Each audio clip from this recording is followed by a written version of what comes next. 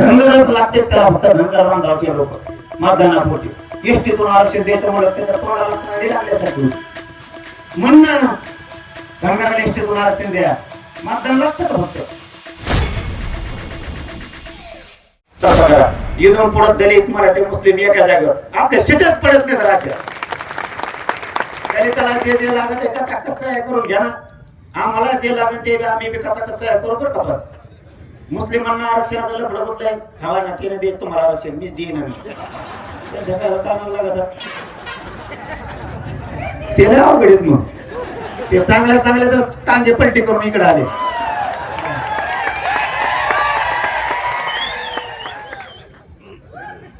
आणि टांगे पलटी करावं ते दिसायला फार कसे घे, पण अशी उडी लांब म्हणतात हनुमानावानी. इथून पुढच्या काळात आपल्याला दलित असतील, मुस्लिम असतील, मराठी असतील, आपण एक जीवन जर राहिलं तर आपण आपल्या समाजाचं लेकराचं कल्याण करू शकतो. सावध व्हा, बोलून नाही चालत, कृती करावं लागते. जसे मराठ्यांनी यावेळेस कृती केली. न पडणारे पडले, ज्याला 3 लाखाने निवडून आलेला होता, निवडून त्याचे ते 3 गेले, हे खाली 3 आला, 6 लाखाने गेला. मराठ्याची ताकद येते. त्याला जर जॉईंट दलित मुस्लिमाचं मिळालं ना, गोरगरीब मुस्लिमाचं, दलिताचं, मराठ्यांचं कल्याण होईल. बंजारा समाज आहे त्याचं कल्याण होईल. मायक्रो ओबीसी आहे त्याचं कल्याण होईल. यांचंच होऊन गेलेलं नाही 2-3 जणांनी. फक्त सगळ्या दुनियाचं त्यांनाच खायला लागत 2-3 जणांना. ते यावल्याचे एक कोणाचं आरक्षण खातं, येरी खातं, घरकुलं खातं. आता नाकाचा चष्मा टोकर लवितो उलटावर. एकण्या तिकडे छेडतोय. आता बोला ना, काय व्हायना कमून गप झालाय 5-7 महिन्यापासून काही मिळत लागा ना. ते शिंगरे सांगरे पुढं घातले ते शेंगळे आणि ते बोलत आहेत. कुकडून आणले तर कुकडून नाही करू, खराब बाबाच्या हापशात पाणी प्याला का करू.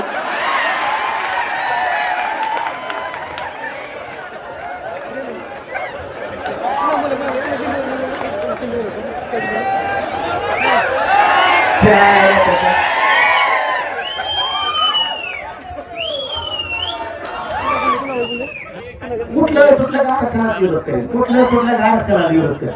अरे हो ना, गोरगरिबाच्या लेकराचं कल्याण काय करायचं. तो केवढ्या मोठ्या पदावरती आहे, किती उच्च माणूस आहे, किती मोठ्या ताकदीचा माणूस आहे. गोरगरिबाच्या लेकराच्या नळीवर पाय द्यायचं मराठ्यांच्या काय मिळणार आहे तुला? मिळू दे की. धनगर लागते त्याला फक्त धनगर बांधवाचे लोक मतदानापुरते एसटीतून आरक्षण द्यायचं म्हणलं त्याच्या तोंडाला काडी लागल्यासारखी होती. म्हणणं धनगराला एसटीतून आरक्षण द्या, मतदान लागतं का फक्त? हे मिळू देत नाहीत. फक्त कोड बोलून धनगर बांधवाचे आणून गेलं पण मराठ्यावर वार करायचे, हे यांचे काम. आपण सुद्धा आता बदललं पाहिजे. आपला कोण नाही हे विचारला पाहिजे. विश्वास संपादन आपण केला पाहिजे. आता बंजारा बांधव, मुस्लिम बांधव आरक्षण मागतोय, धनगर बांधव मागतो, मराठी टाकते नाहीत ना, काळजीच करू नका. आणि ते बंजारा बांधवाला आरक्षण कसं काय नाही पाहिजे, आवश्यक औषध तोडायचं का ते? मी तर म्हणतो ते एवढी मोठी जात आहे, त्या जातीचे लोक मुकदमा करून व्याजानं पैसे घेतात, आयुष्यभर ऊस तोडते, त्यांचे पैसे सुद्धा फिटत नाही, त्यांचे लेख बाळ सुद्धा नोकरीला लागत नाही. का? या राज्यात, त्या देशात त्यांना अधिकार नाही. त्यांनी आता त्यांची ताकद ओळखली.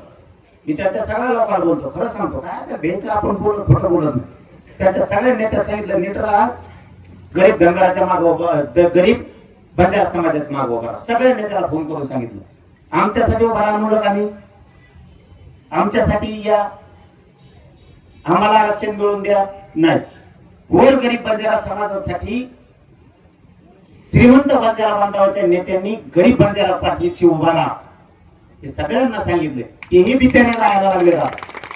त्यांचे मंत्री आमदार सुद्धा त्यांनी मनावर घेतले, चला करा. इथून पुढे दलित मराठी मुस्लिम एका जागेवर आपल्या सीटच पडत नाही राज्यात.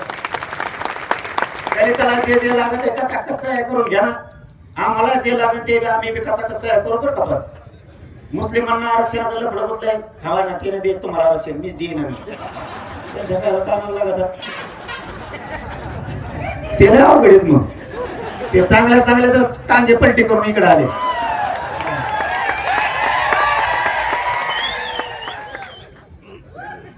आणि टांगे पट्टी करावं निवारित बरं का ते. ते दिसायला फार कसे घे पण अशी उडी लांब आणतात हनुमानावानी. इथून पुढच्या काळात आपल्याला दलित असतील, मुस्लिम असतील, मराठी असतील, आपण एक जीवन जर राहिलं तर आपण आपल्या समाजाचं लेकराचं कल्याण करू शकतो. सावध व्हा. बोलून नाही चालत, कृती करावं लागते. जशी मराठ्यांनी यावेळेस कृती केली. न पडणारे पडले. ज्याला 3 लाखाने निवडून आलेला होता, निवडून त्याचे ते 3 गेले, हे खाली 3 आला, 6 लाखाने गेला. मराठ्याची ताकद आहे. त्याला जर जॉईंट दलित मुस्लिमाचं मिळालं ना, गोरगरीब मुस्लिमाचं, दलिताचं, मराठ्यांचं कल्याण होईल. बंजारा समाज आहे त्याचं कल्याण होईल. मायक्रो ओबीसी आहे त्याचं कल्याण होईल. यांचंच होऊन दिलेलं नाही 2-3 जणांनी. फक्त सगळ्या धुण्याचं त्यांनाच खायला लागत 2-3 जणांना. ते यावल्याचे एक कोणाचं आरक्षण खातं, येरी खातं, घरकुलं खातं. आता नाकाचा चष्मा टोकर लवितो उलटा वर. एकण्या तिकडे छेडतोय. आता बोला ना, काय व्हायना, काय व्हायना. कमून गप झाला 5-7 महिन्यापासून काही मिळत लागना. ते शिंगरे सांगरे पुढं घातले ते शेंगळे आणि ते बोलत आहेत. कुकडून आणले तर कुकडून नाही करू. खराब बाबाच्या हापशाचं पाणी प्याला का करू.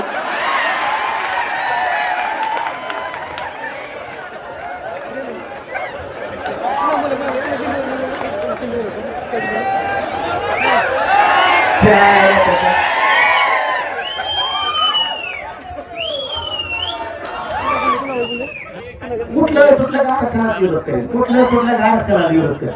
अरे हो ना गोरगरिबाच्या लेकराचं कल्याण. काय करायचं. तो केवढ्या मोठ्या पदावरती आहे, किती उच्च माणूस आहे, किती मोठ्या ताकदीचा माणूस आहे. गोरगरिबाच्या लेकराच्या नळीवर पाय द्यायचा मराठ्यांच्या काय मिळणार आहे तुला. मिळू दे की. धनगर लागते त्याला फक्त धनगर बांधवाचे लोक मतदानापुरते. एसटीतून आरक्षण द्यायचं म्हणलं त्याच्या तोंडाला काडी लागल्यासारखी होती. म्हण ना धनगराला एसटीतून आरक्षण द्या. मतदान लागतं का फक्त. हे मिळून देत नाहीत. फक्त कोड बोलून धनगर बांधवाचे आणून गेलं पण मराठ्यावर वार करायचे. हे यांचे काम. आपण सुद्धा आता बदललं पाहिजे. आपला कोण नाही हे विचारला पाहिजे. विश्वास संपादन आपण केला पाहिजे. आता बंजारा बांधव, मुस्लिम बांधव आरक्षण मागतोय, धनगर बांधव मागतो. मराठी ताकते नाहीत ना, काळजीच करू नका. आणि ते बंजारा बांधव आरक्षण कसं काय निवडलं पाहिजे. आवश्यक औषध तोडायचं का ते. मी तर म्हणतो ते एवढी मोठी जात आहे. त्या जातीचे लोक मुकदमा करून व्याजाने पैसे घेतात. आयुष्यभर ऊस तोडते. त्यांचे पैसे सुद्धा फिटत नाही. त्यांचे लेख बाळ सुद्धा नोकरीला लागत नाही. का. या राज्यात या देशात त्यांना अधिकार नाही. त्यांनी आता त्यांची ताकद ओळखली. मी त्याच्या सगळ्या लोकांना बोलतो, खरं सांगतो. काय त्या भेचं आपण बोलत खोटं बोलत नाही. त्याच्या सगळ्या नेत्या सांगितलं नीट राहा. गरीब धनगराच्या मागे, गरीब बंजारा समाजाच्या मागे उभा राहा. सगळ्या नेत्याला फोन करून सांगितलं आमच्यासाठी उभा राहा म्हणलं का. मी आमच्यासाठी या, आम्हाला आरक्षण मिळवून द्या. नाही. गोरगरीब बंजारा समाजासाठी श्रीमंत बंजारा बांधवाच्या नेत्यांनी गरीब बंजारा पाठीशी उभा राहा हे सगळ्यांना सांगितले. तेही भीतीने राहायला लागले. त्यांचे मंत्री आमदार सुद्धा त्यांनी मनावर घेतले. चला